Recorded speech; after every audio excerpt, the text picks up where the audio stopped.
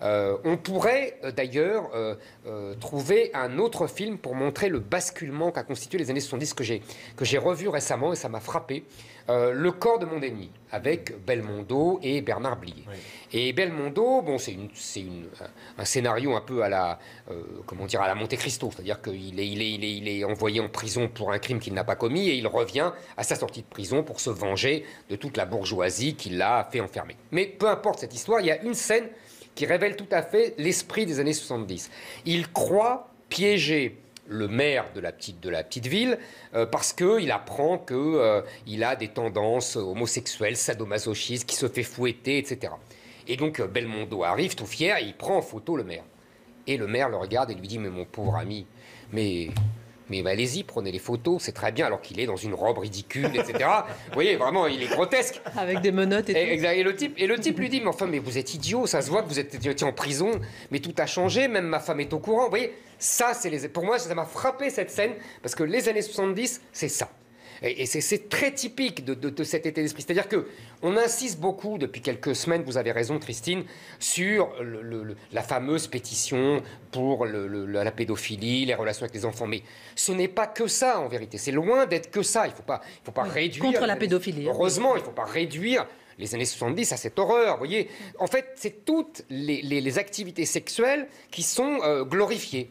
Alors, on va dire l'homosexualité, l'échangisme, vous voyez, voilà, tout est glorifié. Tout est banalisé aussi. Oui, c'est exactement, les livres de Houellebecq le racontent très très bien. C'est le temps du Cap d'Agde, c'est le temps des films sur le Club Med, les Bronzés, c'est le temps où les années 80, Thierry Ardisson emmène tous ses invités après l'émission aux Chandelles. Vous voyez, c'est un contexte, c'est une ambiance, hein, je crois qu'on est d'accord, les plus vieux d'entre nous. C'est les années, Larry Flint, il incarne ça. C'est très intéressant, parce que les années 70, c'est ça. Et c'est vrai qu'il a créé Sler en 74. Vous voyez, non, mais je me souviens très bien, j'étais jeune, j'étais gamin à l'époque, et donc on a bien vu l'évolution à partir des années 70, 80, etc. Donc je pense qu'il faut bien comprendre les années 70 incarnées, entre autres, parce qu'il y a beaucoup d'autres incarnations, c'est Larry Flint. Alors, mon autre question, c'était quel monde nouveau a remplacé justement l'ancien monde de Larry Flint aujourd'hui ? Vous vous souvenez, je vous ai dit pour l'affaire du Hamel, que je voyais un décalage historique qu'on avait déjà connu au XVIIIe siècle. Et je vous avais dit, c'est très intéressant pour ça, c'est-à-dire que le début du XVIIIe siècle, c'est la Régence, et donc les fameuses folies de la Régence, etc. Et puis Louis XV, avec toutes ses maîtresses, le parc aux cerfs, etc. Et 50 ans plus tard, le retour d'un puritanisme pur et dur, catholique, avec Louis XVI, et qui finira dans la vertu de Robespierre. On pourrait, j'y ai songé depuis, on pourrait prolonger ces comparaisons historiques. Je me souviens d'une nouvelle de Maupassant que je recommande vraiment, qui est magnifique, très courte. Un dialogue entre une grand-mère et une petite fille. Et c'est complètement vous voyez, à contresens, c'est-à-dire que la grand-mère a connu le XVIIIe siècle, a connu les fêtes sous Louis XV, etc. Et donc c'est elle la libertine. Et la petite fille est du XIXe siècle, donc après la Révolution, et lui fait des leçons de morale. Et lui dit, mais enfin grand-mère, mais c'est n'importe quoi, etc. Et la grand-mère rigole et lui dit, mais ma fille, t'es idiote.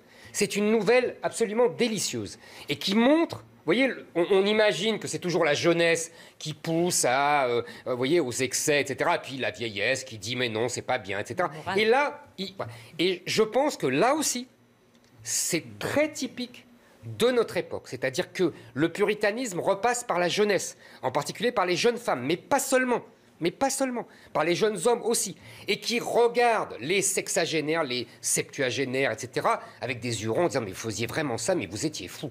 C'est exactement comme dans Maupassant. Vous voyez, là, il y a un contraste étonnant. Et en plus, alors la différence quand même, avec le XVIIIe siècle et le XIXe siècle de Maupassant, c'est que le puritanisme ne repasse pas par la case catholicisme, vertu. Ça, c'est une nouveauté. C'est-à-dire qu'il passe par la case féminisme. Et on a vu l'opposition entre les deux féminismes, les deux époques. Vous vous souvenez au moment de Balance ton porc, cette pétition qui avait été signée par Catherine Deneuve, par des femmes comme ça, qui disaient mais arrêtez de critiquer les hommes qui nous draguent, c'est la liberté d'importuner. Ça avait beaucoup scandalisé. Mais c'est une question de génération. C'est ma grand-mère de Maupassant. Avec tout le respect que j'ai pour Catherine Deneuve et pour les autres. Mais c'est une question de génération. Et les jeunes ne comprennent pas ce comportement. Parce que là, il y a un décalage historique et chronologique. Et si vous voulez, là, on voit bien aujourd'hui que le féminisme... Christopher Lasch l'avait annoncé. Vous savez, je cite souvent Christopher Lasch, parce que pour moi, c'est le meilleur sociologue de la modernité, vous voyez, féministe, etc. Et comme il est aux États-Unis, il a 20 ans d'avance sur nous, c'est-à-dire qu'il écrit ce qui nous paraît évident aujourd'hui, mais il écrit, lui, dès la fin des années 70, au début des années 80. Je crois qu'il meurt à la fin des années 80. Donc, vous voyez, il comprend très vite. Qu'est-ce qu'il dit, Christopher Lasch? Il dit, il y a deux temps du féminisme.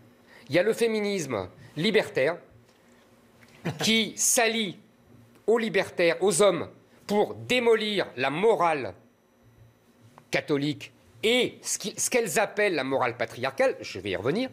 Et puis ensuite, il y a un deuxième temps du féminisme où là, les hommes ne sont plus des alliés, mais des ennemis, parce que c'est la libido masculine qui est mise en accusation.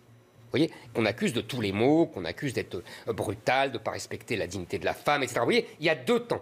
Les mêmes choses qui étaient les alliés du féminisme dans les années 70, ce que j'ai décrit tout à l'heure, sont devenus les ennemis du féminisme et donc sont condamnés comme ça. Et ça, c'est un moment tout à fait intéressant parce qu'en plus, les mots ne veulent plus rien dire. Parce que, vous voyez, on dit en général, oui, c'est la logique patriarcale, sous-entendu, c'est le désir des hommes. Et on dit, la logique patriarcale, c'était pas du tout incompatible avec la défense de la famille. Il y a au contraire une cohérence. Au XVIIIe siècle, Casanova, le plus grand séducteur du siècle, c'est un conservateur. Il défend la famille et le roi. Il est anti-révolutionnaire. Vous voyez ce que je veux dire? Il n'y a pas, contrairement à ce que croient nos féministes d'aujourd'hui, il n'y a pas de contradiction en vérité. Le patriarche est en famille un patriarche et il peut être libertin dehors. Casanova, c'est typique. Don Juan, c'est typique. Vous voyez, il n'y a pas cette contradiction qu'on croit voir aujourd'hui. Et aujourd'hui, on est dans une contradiction terrible, dans un moment terrible. C'est-à-dire que, je vais vous donner un exemple. L'homme de pouvoir, le chef, le roi, etc. Marc nous en parle souvent, on le taquine pour ça, mais parce qu'en fait, il a raison. L'homme de pouvoir est identifié au séducteur, de Henri IV jusqu'à Mitterrand et Chirac. Et ils sont... Bon, non mais c'est pour ça que je vous dis, tous les portraits, on taquine Marc là-dessus, mais oui, mais parce qu'il a raison. Il a raison. Et d'ailleurs, ce qu'on disait hier pour Louis XIII, quand il ne l'est pas, mais les contemporains se disent, mais c'est pas un roi, quoi. Vous voyez, c'est l'inverse d'aujourd'hui. Et aujourd'hui, donc il est glorifié pour ça. Henri IV, il est glorifié pour son appétence sexuelle. Aujourd'hui, au contraire, il est diabolisé. C'est-à-dire que l'homme de pouvoir, qui est un Henri IV, qui est un Mitterrand, qui est un Chirac, aujourd'hui, il est diabolisé. Parce qu'on estime que c'est contraire à la dignité des femmes, etc. Vous voyez, diabolisé vraiment? Ah oui, vraiment. Oui. Bah oui, c'est DSK. Bah oui. Mais DSK, c'est ça. DSK, c'est un basculement en France, en tout cas. Aux États-Unis, ça faisait bien longtemps. Souvenez-vous que la presse, depuis les années 80, l'histoire de Gary Hart, qu'elle poursuivait Gary Hart, par exemple, pour trouver ses maîtresses, etc. Donc on interdit aux présidentiables américains d'avoir des maîtresses depuis 30 ans. Et puis nous, les Français, on disait mais non, ça n'existe pas. Et il y a eu le basculement avec DSK. Et donc on voit bien aujourd'hui. Et alors, comme d'habitude, et c'est là que c'est très intéressant, la technique et le droit viennent en appui, viennent renforcer ce basculement idéologique. Je m'explique. Le droit d'abord. On invente des concepts juridiques pour renforcer ce néo-puritanisme. Par exemple, la fameuse notion d'emprise dont on fait grand cas aujourd'hui, qui est un concept d'un flou inouï. C'est pas du droit, c'est de la psychologie. Quelqu'un a une emprise sur quelqu'un, je peux comprendre, ça existe, mais vous comprenez, c'est pas un concept juridique, c'est un concept psychologique. Ça n'a rien de juridique, ça n'a rien de fiable, c'est flou, c'est un truc de psychanalyste à la limite. Et je vais m'amuser 2 minutes avec vous. Être sous emprise dans toute la littérature française depuis des siècles, ça s'appelle être amoureux. Oui. Aujourd'hui, on appelle ça être sous emprise. Donc un consentement n'est plus un consentement. On peut toujours rétracter un consentement puisqu'on dira qu'on est sous emprise. Donc il n'y a plus de règles, vous comprenez, tout est possible. Et donc tout le monde peut être accusé de n'importe quoi, n'importe qui peut être accusé de n'importe quoi par n'importe qui. C'est ça, si vous voulez, l'évolution du puritanisme. En fait, ce néo-puritanisme, aujourd'hui, il est pire que le puritanisme du 19e siècle. Et surtout les hommes, en fait. Mais évidemment, surtout les hommes hétérosexuels, et les hommes homosexuels d'ailleurs, on le voit. Et la deuxième chose, c'est la technique. Là, c'est le plus évident, c'est-à-dire les fameux réseaux sociaux. Mais j'insiste, je ne pense pas que les réseaux sociaux, contrairement à ce qu'on dit partout, soient à l'origine de cela. Vous voyez, c'est plutôt le basculement idéologique qui est la cause, et les réseaux sociaux qui viennent... Caisse de résonance. Voilà. Exactement. En renfort. Vous voyez, c'est une phrase très célèbre, je crois, de Hegel qui disait les États ont eu besoin d'une nouvelle arme pour abattre les féodaux et le canon est arrivé pour abattre les châteaux forts. Oui, c'est un peu la même chose, si je vous m'exprimer ainsi. Il y avait une nouvelle idéologie et les réseaux sociaux sont le canon, voyez, qui permet à cette idéologie de prendre une puissance extraordinaire. Et là, on voit bien. Alors là, c'est évidemment, mais ça tout le monde le sait, je ne vais pas insister, c'est la mise au pilori médiatique. Et là, on peut détruire n'importe qui avec n'importe quelle accusation. Et vous verrez, dans l'avenir, ça va devenir systématique. C'est-à-dire qu'on va attaquer quelqu'un pour l'abattre et on va sortir n'importe quelle accusation. Ça a déjà commencé et on peut tous être accusés. Dimitri, Marc, Eric, moi, on peut tous nous accuser de n'importe quoi. Ça va devenir un système. Et ce qui n'empêche pas qu'il y ait des réalités. Mais ma chère Christine, vous avez raison. Important il y a toujours des réalités. Il y a toujours eu. Et que les vraies victimes, pardonnez-moi le mot victime, mais les vraies victimes, non, mais il y en a des victimes. Souvent, voilà, sont étouffées, disparaissent par rapport à ce que mais vous avez tout à fait raison, mais il y a des victimes. Ce que je veux dire, c'est qu'il y a toujours eu des victimes. Et il faut toujours combattre les prédateurs, les méchants, comme on disait avant. Vous voyez, je suis tout à fait d'accord avec vous. Et vous savez bien que je passe pour plutôt sécuritaire. Et Marc me dit, mais non, il faut sauver l'homme, il faut les éduquer. Ça vous souvenez, je suis plutôt dur, donc je ne serai pas moins dur avec eux. Ce que je veux dire, c'est que maintenant, ça va devenir une méthode. C'est tout ce que je veux dire. Et que là, il y a une idéologie qui va permettre cette méthode. Il y a toujours, si vous voulez, on cherche toujours à abattre ses adversaires. Après, on trouve, selon l'époque et selon l'idéologie dominante de l'époque, le moyen de les abattre.